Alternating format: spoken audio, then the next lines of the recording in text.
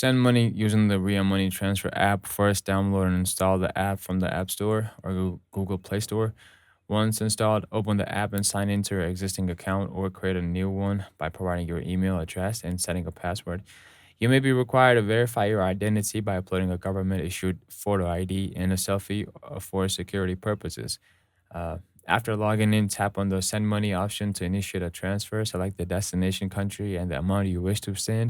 RIA supports various payment methods, including bank accounts, credit cards, and debit cards. Choose your preferred payment methods and enter the necessary details. Next, provide a recipient's information, including their full name, address, and contact details.